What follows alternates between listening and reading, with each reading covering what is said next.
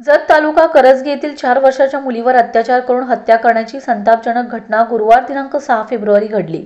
पोलिसांनी या नराधम आरोपीला काही तासात अटक करून गुन्हा नोंद केलाय। येत्या 15 दिवसात दोषारोपपत्र सादर केले जाईल। ही केस फास्ट ट्रॅक कोर्टात चालवून आरोपीस कठोर शिक्षा होण्यासाठी प्रयत्न करू, असे पालकमंत्री चंद्रकांत पाटील यांनी सांगितले।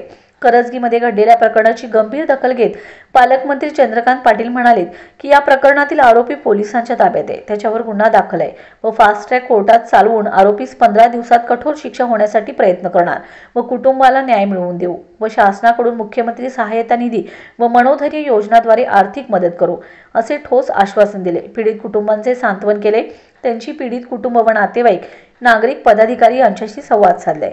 यावेळी पालकमंत्री चंद्रकांत पाटील, जिल्हाधिकारी डॉक्टर राजा दयानिधी, पोलीस अधीक्षक संदीप घुगे, उपविभागीय पोलीस अधिकारी सुनील साळुंके, सहाय्यक पोलीस निरीक्षक संदीप कांबळे, जिल्हा परिषदेचे मुख्य कार्यकारी अधिकारी तृप्ती धोडमिसे, आमदार गोपीचंद पडळकर, भाजप युवा नेते संजय तेली, जत प्रांताधिकारी अजय कुमार नष्टे, संघ अप्पर तहसीलदार श्रीमती रोहिणी शंकरदास, डॉक्टर रवींद्र आरडी आदी उपस्थित होते।